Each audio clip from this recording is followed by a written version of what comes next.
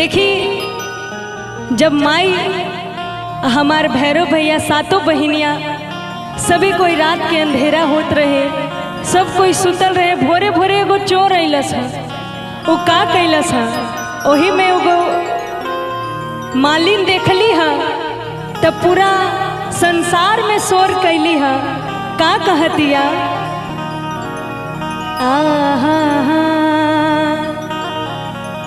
कि भैरो घरे चोरी भैले होना,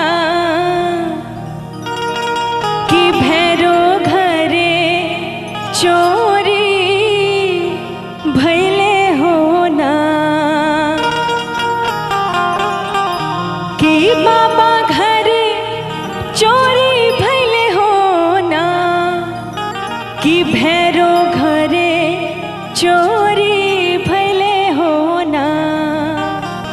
कैसे कि भैरो घरे चोरी भैले होना, भैरो घरे चोरी भैले होना, कि भैरो घरे चोरी भैले होना, भैरो घरे चोरी भैले होना।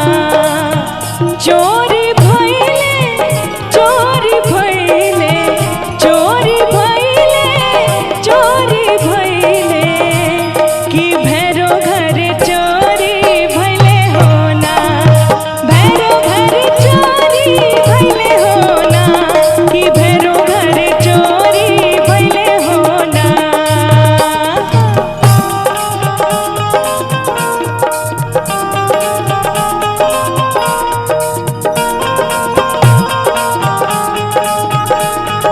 जय हो, क्या बात है।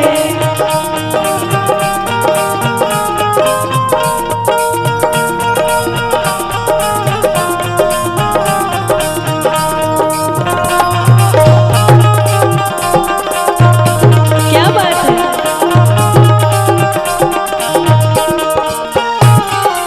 लेकिन सुनी एगो बात बड़ी गौर से, का चोरी भैले हो।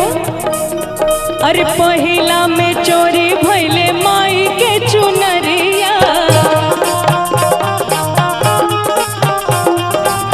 पहिला में चोरी भैले माई के चुनरिया।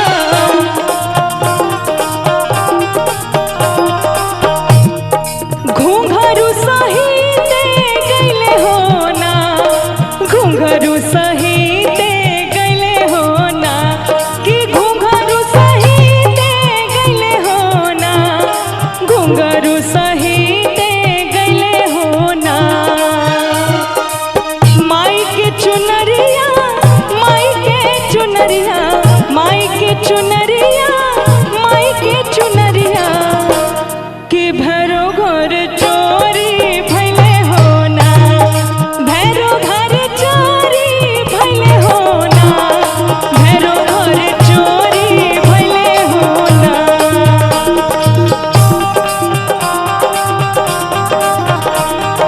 जय हो, क्या बात है। प्रेम से बोली भैरो भैया की।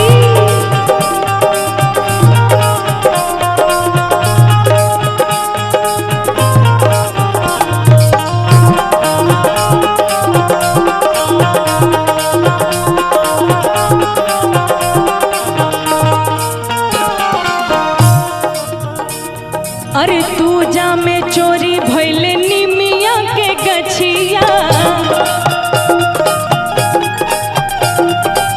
दूजे जे चोरी भैले निमिया के गछिया। हाय राम, ई का हो गइल। जड़िया सहित ले गइले होना, जड़िया सहित ले गइले होना, जड़िया सहित ले गइले होना, भैरो